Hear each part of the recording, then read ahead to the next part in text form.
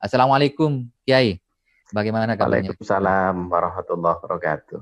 Eh, Nggih, Mas Ulin, baik-baik Gimana? saja. Nggih, untuk ini kan sudah hari kedua, Kiai. Bagaimana Ya, suasana puasa hari kedua ini, Kiai? alhamdulillah diberikan kesehatan, kelancaran, dan semangat dalam Ya, beribadah, insya Allah. ya, ya suasana juga sejuk dan bisa menikmati ibadah dengan ikhlas ya, Kiai. Ya. Insya Kiai, Allah. dalam pertemuan kedua ini di bulan Ramadan ini kita akan mengobrolkan tentang hal-hal yang merusak pahala bulan suci Ramadan karena eh, kita ketahui dengan eh, banyak hal yang kemudian di dunia ini yang seringkali hal-hal kecil yang itu sebenarnya sepele tapi eh, merusak terhadap pahala ibadah kita dalam bulan suci Ramadan. Mungkin Kiai bisa menjelaskan hal-hal apa saja yang kemudian merusak terhadap pahala bulan suci Ramadan ini sehingga kita perjalanan Ramadan yang masih panjang ini bisa menjadi Ramadan yang barokah dan mabrur, Kiai. Baik.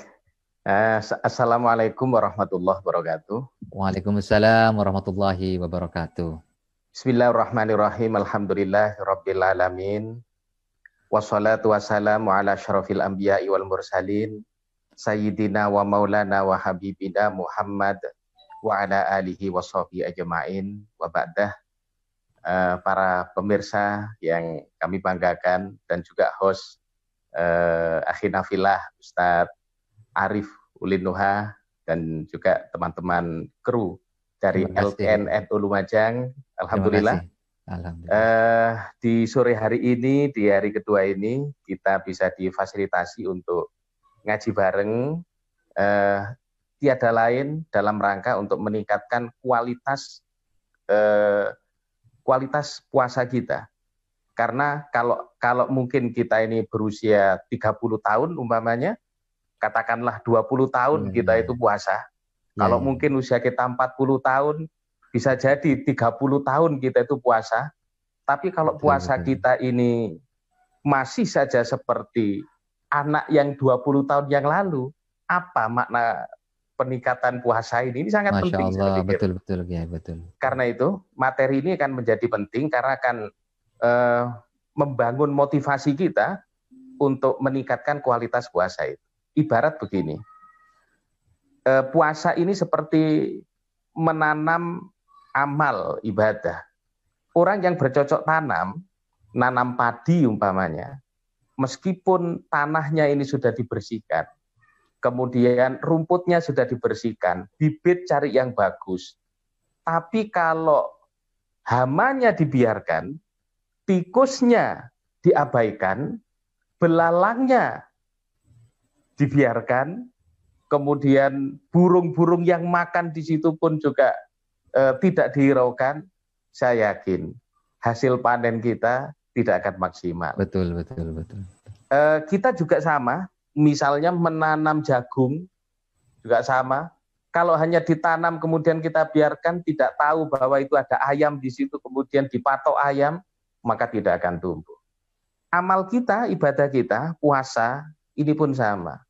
Kalau kita tidak memahami penyakit-penyakit puasa yang bisa menghabiskan pahala puasa kita, maka puasa kita ini menjadi puasa yang percuma tak berguna. Sia-sia gitu ya. Sia-sia. Bahasanya Rasulullah itu pernah menyampaikan, kam min shaimin laisa lahu min siyami ilal ju' wal atas. Kam ini bermakna kuantitas, bermakna jumlah.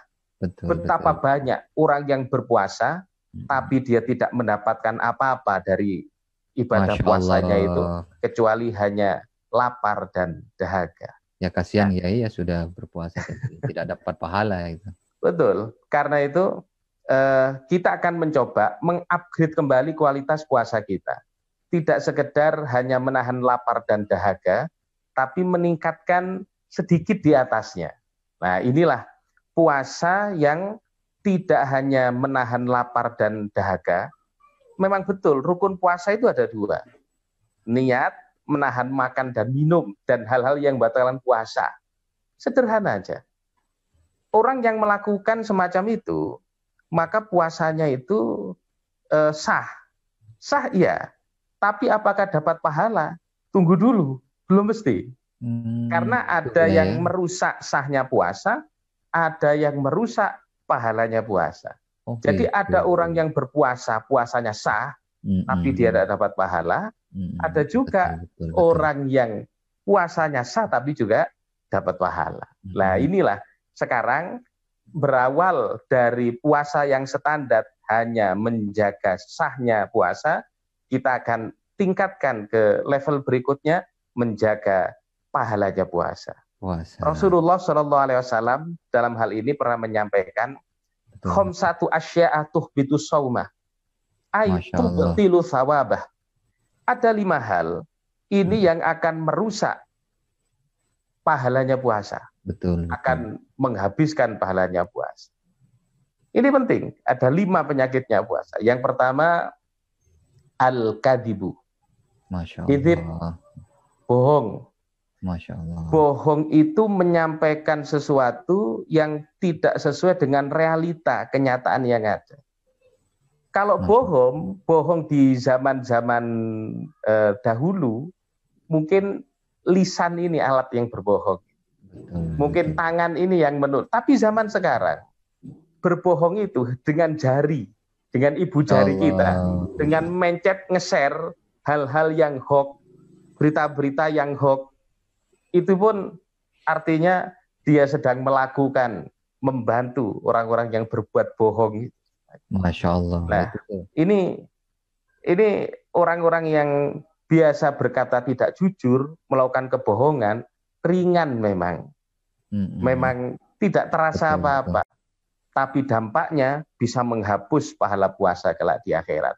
Tahu-tahu orang yang berbohong itu besok di akhirat bertanya, ya Allah, saya sudah berpuasa, mana pahala saya?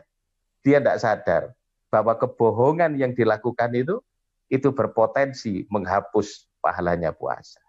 Waduh, jadi harus hati-hati ya Kiai ya terhadap membagikan konten-konten ini. Ya, jadi kita ini tidak hanya puasa dari perut menahan lapar dan dahaga, tapi berpuasa dari berbuat bohong, berpikiran yang bohong untuk menipu orang dan seterusnya. Ini hati-hati.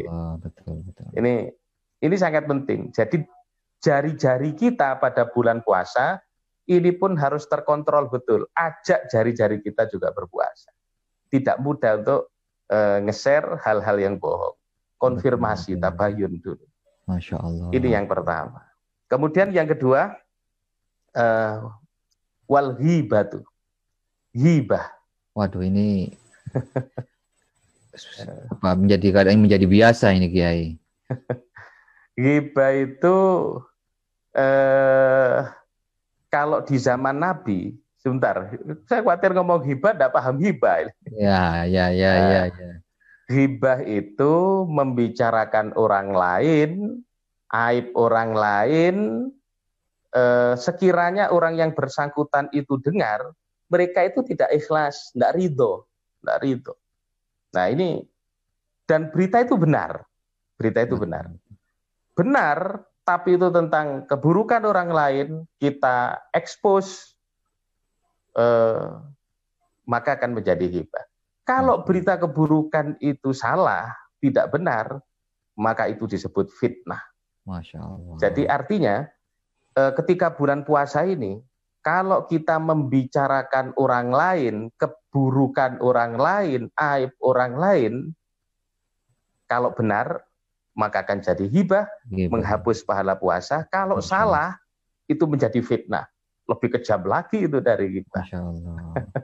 Nah, termasuk orang yang hibah itu bukan hanya orang yang bicara, menyampaikan, bukan. Betul. Orang yang ikut mendengarkan, telinganya itu ikut hibah. Masya Allah. Orang yang membenarkan, bicara-bicara, kemudian dia nimbrung, hanya bilang, wih, bener itu, gila karena iya. Ini sudah termasuk, dia itu termasuk ikut. Dalam banyak orang sudah menjadi biasa kiai gitu. Masya Allah. Iya. Ini zaman Nabi dulu itu kalau ada orang hibah itu langsung berbau bau yang busuk seperti daging yang busuk. Itu zaman Nabi. Ada satu riwayat, istri Nabi Sayyidah Aisyah ini pernah sepulang tamu yang menemui Rasulullah di dalamnya, Sayyidah Aisyah ini pernah nyampaikan, ya Rasulullah, tamu Anda barusan itu kok jangkung. Jangkung itu tinggi itu. Jadi membicarakan fisik orang lain yang itu memang di luar tataran normal, langsung Rasulullah menyampaikan, ya Aisyah, engkau telah berghibah, muntahkan daging busuk dari mulutmu. Langsung dimuntahkan. Ketika itu muntah betul. Masya Allah. Orang kalau ghibah di zaman Nabi itu semerbak baunya busuk. Itu di zaman Nabi. Ya Allah. Nah, kenapa di zaman sekarang ini orang yang berghibah itu kok tidak bau apa-apa? Ini bukan tidak bau sebenarnya. Hidung kita aja yang kebal. Sudah karena kebiasaan kita di mana-mana. Sudah jadi kebiasaan berarti. Iya. Di mana-mana kita menemui. Jangan begitu. Nonton TV, mohon maaf, nonton TV. Acara yang paling tinggi ratingnya itu kalau ada gibah-gibahnya. Masya Allah, Masya Allah. Entertain gitu ya. Perlu introspeksi diri ya. Ya, jadi nonton ada beritanya artis si ini, si anunya dan seterusnya itu memang nikmat. Itu didengar beritanya itu nikmat, tapi dia tidak sadar karena kita itu selalu dalam ketemu dengan hibah di mana-mana, akhirnya kebal. Tanya aja orang yang biasa kerja di mana, di pemulung sampah, di TPA tempat pembuangan akhir sampah. Tiap hari dia di sana, tanpa masker pun dia kebal. Kalau Anda mungkin biasa belusukan, masuk ke kampung-kampung Surabaya contohnya, di situ itu terkadang pembuangan air yang menyengat baunya. Kampung di situ nggak pernah bau. Biasa ya. Biasa, sudah kebal. Betul. Tapi kita yang baru lewat, Masya Allah, tutup hidung. Nah ini betul Kiai. Sekarang ini begitu kondisinya. Ghibah sudah di mana-mana di hadapan kita. Terkadang kita juga terjebak mengikuti ghibah. Masya Allah. Sehingga kebal itu kita. Nauzubillah. Itu. Kiai.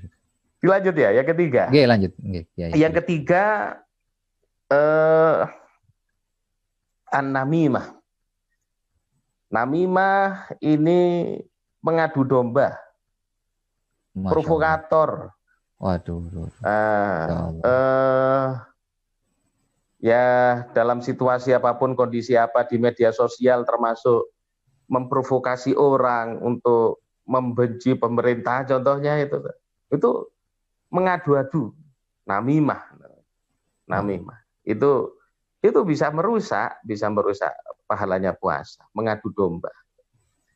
Ya, namimah ini memang bisa dicuekin sama Allah kalau orang itu sering-sering namimah. Betul. Pelaku namimah. Karena di zaman Nabi Musa itu pernah mengalami sebuah situasi paceklik. Tidak ada makanan, ya situasi krisis lah. Akhirnya mengajak untuk sholat istisqa bersama umatnya. Berdoalah Nabi Musa ketika itu bersama umatnya. Tapi apa yang terjadi? Allah tidak mengabulkan. Kemudian Nabi Musa pun mengajak kembali kepada umatnya. Wahai umatku, besok datang lagi ke lapangan ini. Kita mohon kepada Allah istisqa. Doa lagi. Sampai 3 hari berturut-turut, doa itu tidak juga dikabulkan oleh Allah. Kemudian Nabi Musa Al-Kalim yang biasa beraudien dengan Allah, komunikasi dengan Allah itu, matur kepada Allah. Ya Allah, bukankah aku ini nabimu? Yang doa ini nabimu ya Allah, kenapa tidak engkau kabulkan? Allah jawab, Musa, aku tidak ngabulkan doamu karena di antara kerumunan orang itu ada yang namimah, ada provokator, ada yang suka mengadu domba. Akhirnya Nabi Musa bertanya, Masya Allah. Ya Allah, tunjukkan kepadaku, mana orangnya yang namimah itu, yang berlaku provokator itu. Maunya Nabi Musa disuruh taubat. mau minta ditunjukin. Apa jawab Allah? Musa, kalau aku tunjukkan orang tadi, berarti aku juga melakukan namimah.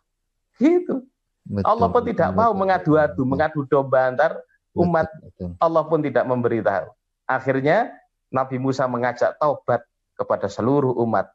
Beristighfar yang banyak, kemudian berdoa kepada Allah, baru langsung terkabulkan doanya Nabi Musa. Itu namimah. Nah, namimah ini mampu berpotensi menggerogoti pahala puasa kita. Masya Allah.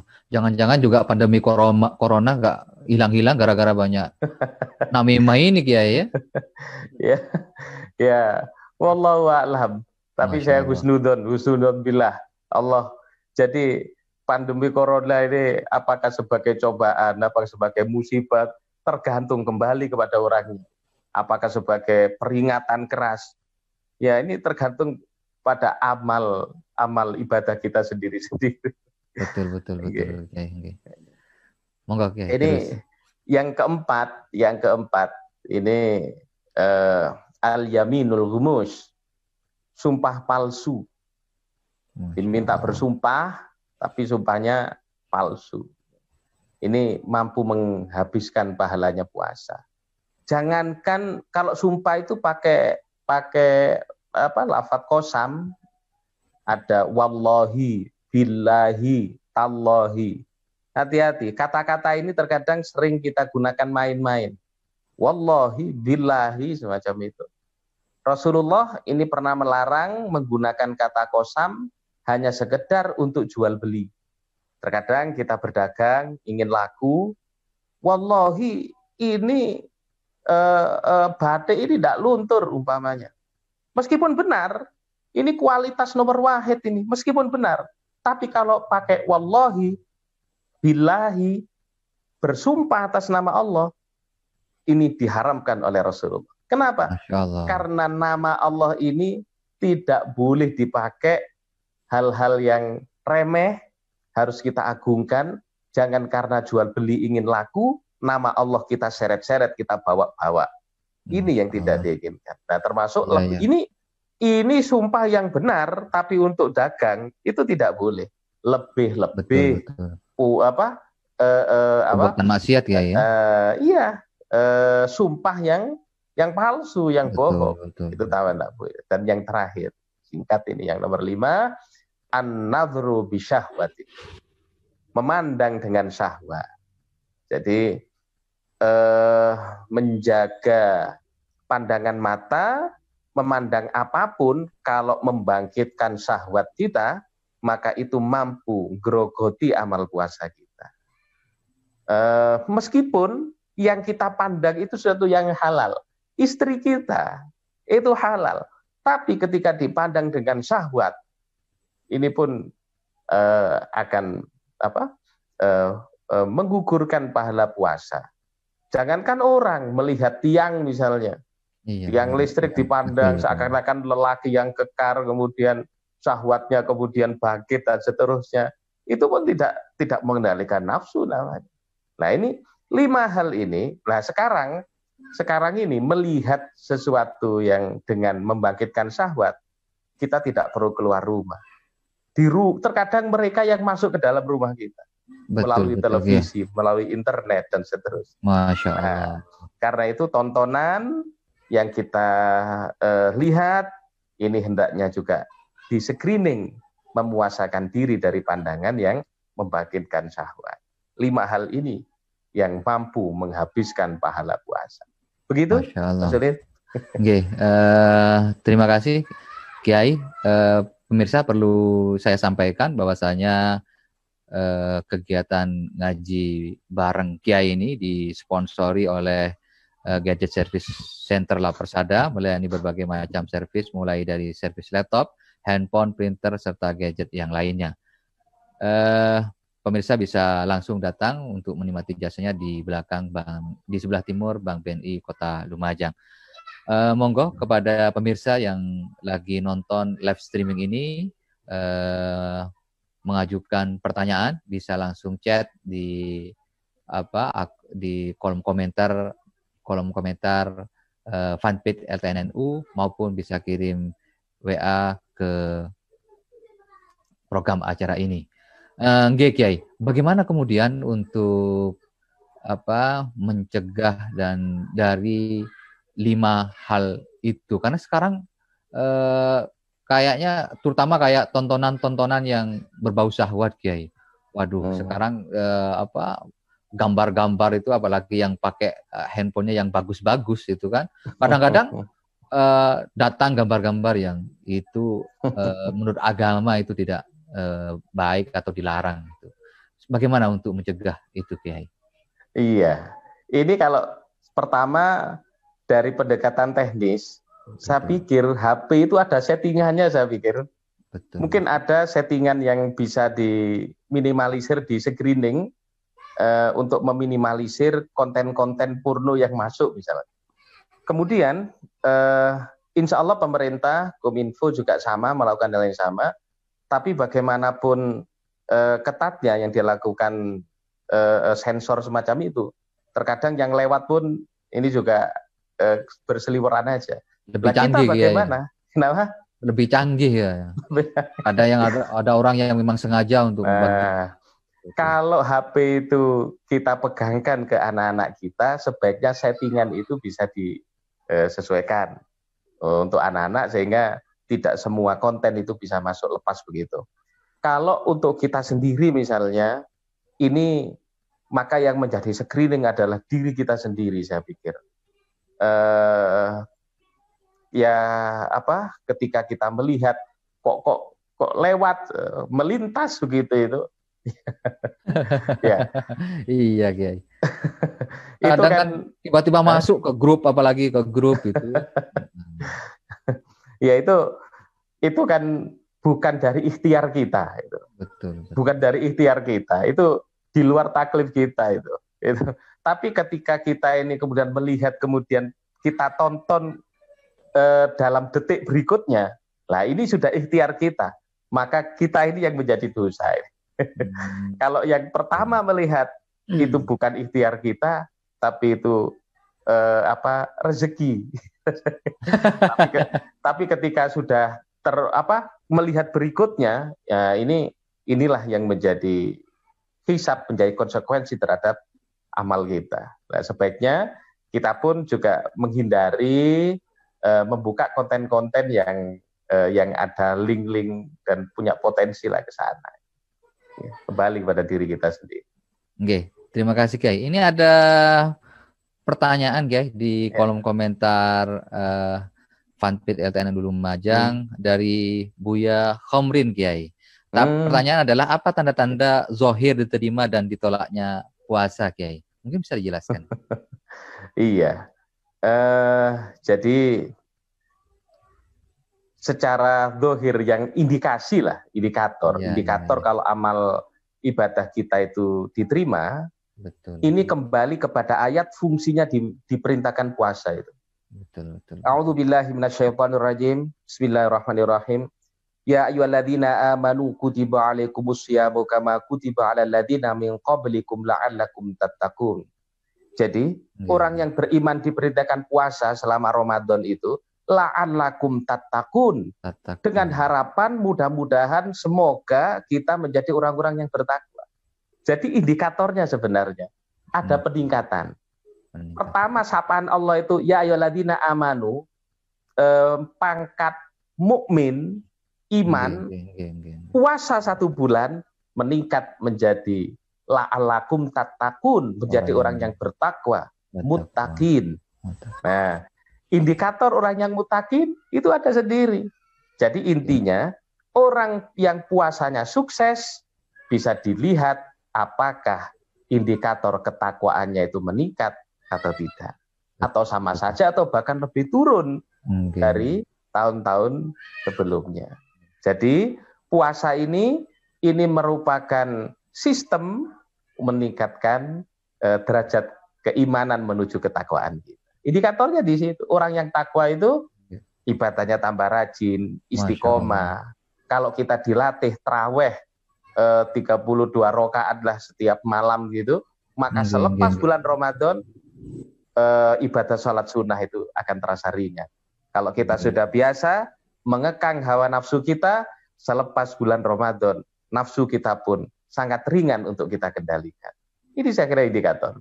Jadi meningkatkan ketakwaan ya, melaksanakan perintah Allah dan menjauhi larangannya semakin meningkat itu. Kiai. Tadi sempat mungkin ada lagi pertanyaan dari pemirsa melalui kolom komentar di fanpage LTNNU Lumajang. Kalau ada pertanyaan kami akan melanjutkan obrolan pada sore hari ini. Kiai, tadi sempat menyebutkan namimah, Kiai, provokator. Kalau sekarang mungkin apakah ujaran kebencian, apalagi juga membawa simbol-simbol agama gitu kan? Apa itu juga termasuk provokator, Kiai? Mengurangi pahala puasa, Kiai. Kita jelaskan, Kiai. Iya. Kan eranya era milenial ini sekarang waduh ngeri, Kiai. Iya. Jadi banyak cover-cover agama yang dipakai bungkus oleh niatan-niatan jahat dengan dengan agenda-agenda yang jahat juga. Ini yang sangat mengerikan. Jadi perkembangan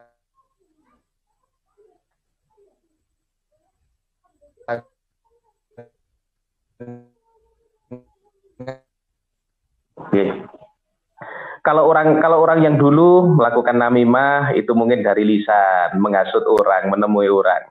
Tapi sekarang sudah pakai teknologi media, sudah bahkan dengan memproduksi. Namimah itu diproduksi dengan meme. Meme. Masya Allah. Itu yang punya agenda, yang buat meme, yang ikut menyebarkan dengan sengaja dan paham, sadar, maka dia termasuk bagian orang yang melakukan namimah. Berarti mengurangi pahala puasa juga, Kiai ya. Jadi dari 5 hal yang mengurangi pahala puasa. Kiai, ini ada pertanyaan di kolom komentar fanpage LTNNU dari Bapak Hidayatullah Andim. Pertanyaan gini, Kiai. Ada yang mengatakan kentut, kencing, dan buang air besar di dalam air membatalkan puasa. Lantas apa indikator dan bukti hal tersebut dapat membatalkan puasa? Bisa dijelaskan, Kiai? Iya. Jadi terkadang ada sebuah mitos yang digunakan oleh masyarakat lah, Bapak.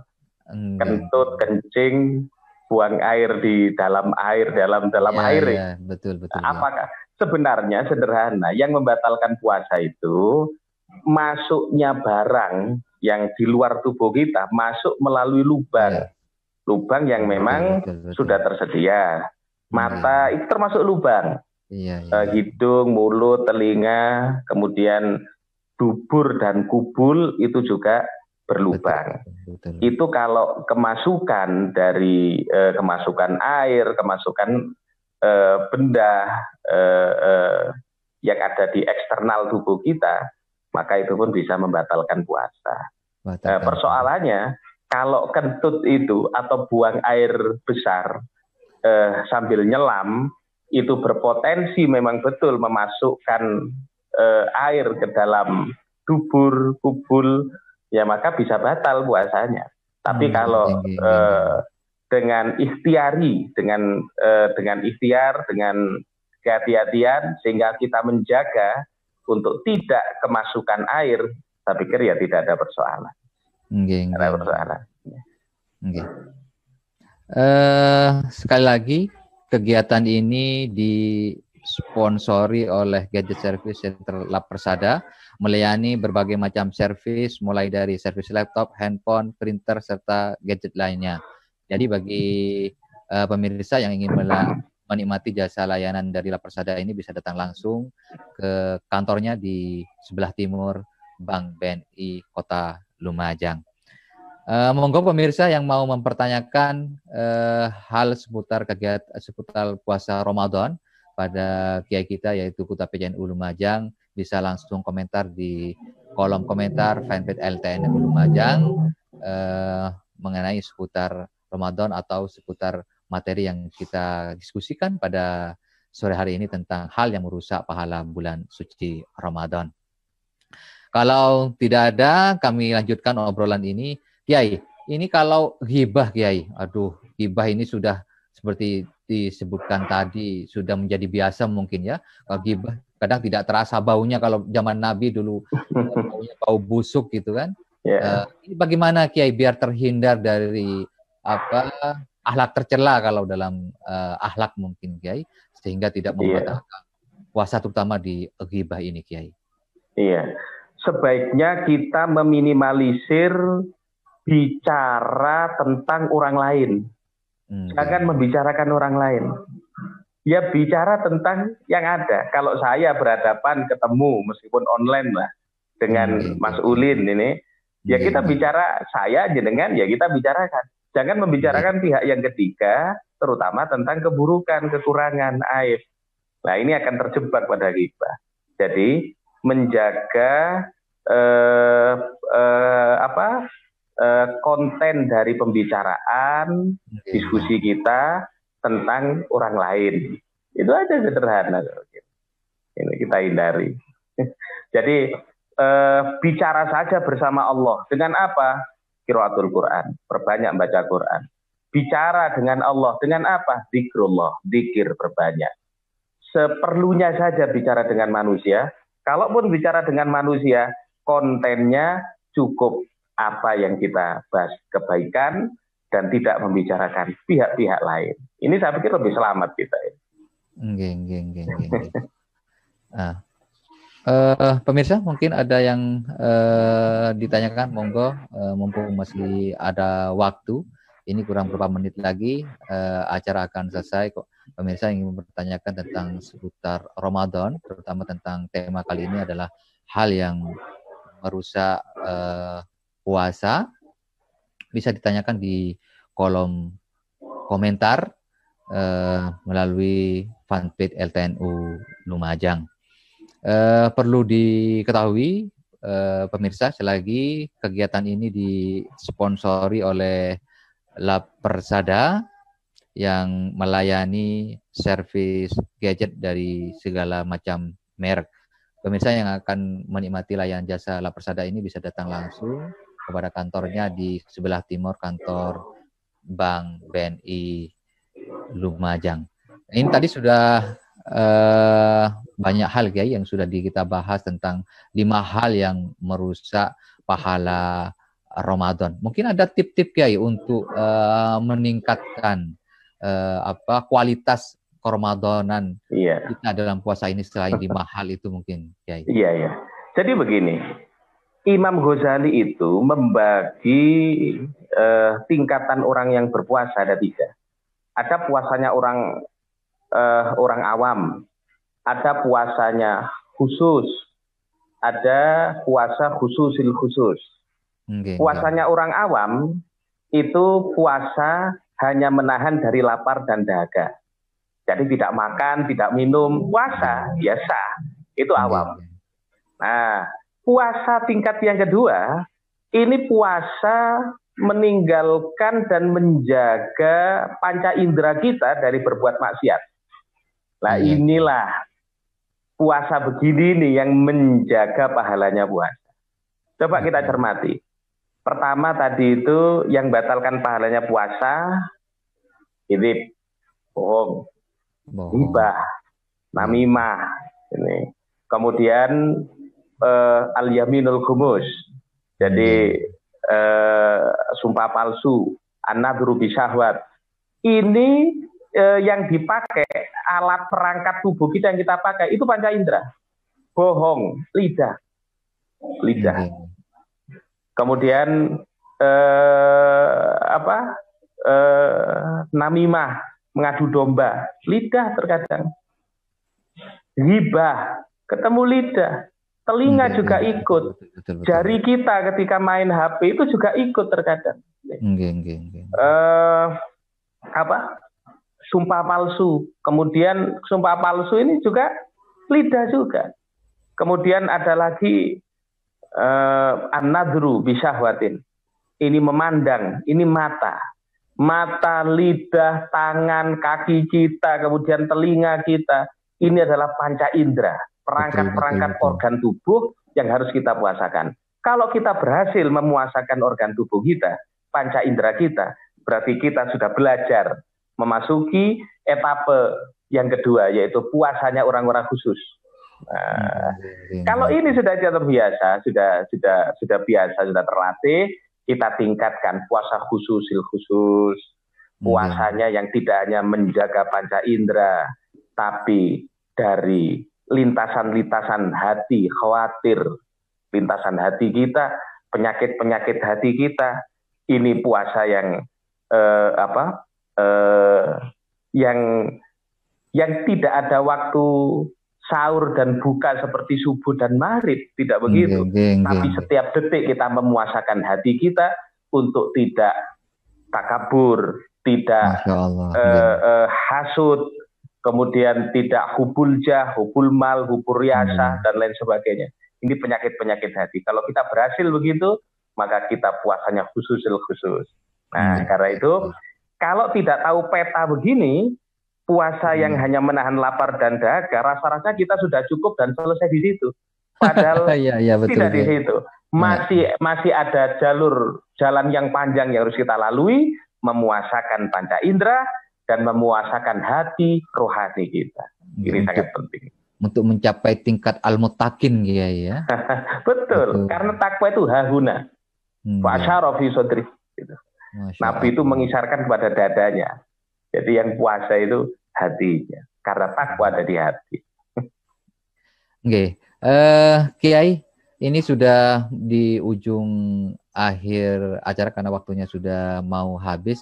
Mungkin ada pertanyaan Kiai untuk pemirsa, karena kita juga di akhir acara ini menyelenggarakan kuis, yaitu bagi pemirsa yang membagikan 5 kali bagian terhadap grup-grup yang dimiliki dan menjawab pertanyaan pemateri dengan benar, nanti akan mendapatkan voucher 50.000 dari Lab Persada. Monggo Kiai, mungkin ada yang mau pertanyaan dari Kiai pada LTN Lumajang.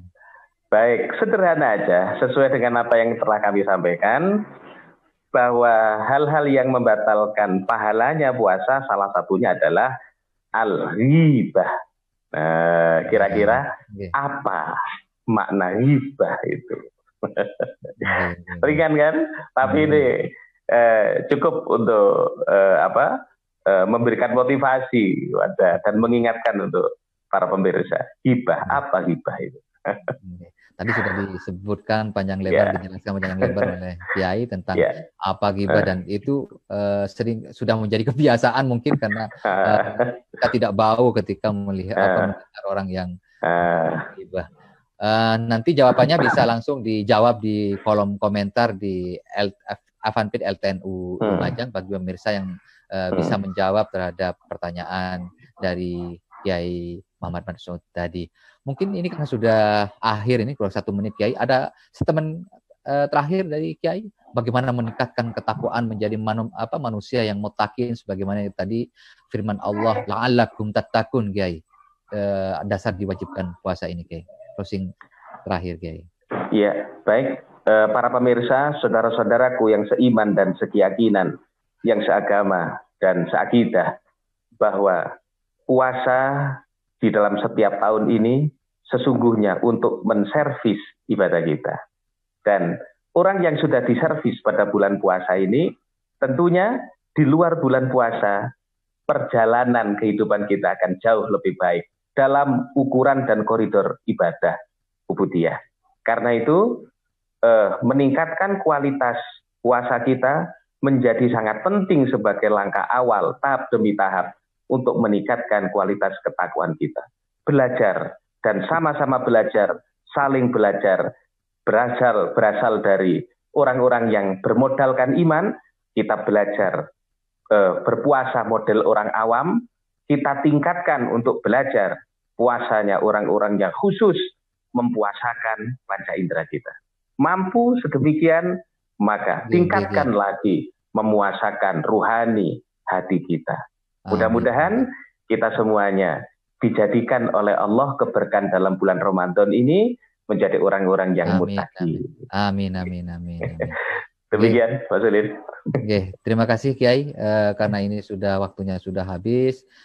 Kami ucapkan banyak terima kasih kepada Gus Ud yang telah meluangkan waktunya dalam obrolan pada sore hari ini.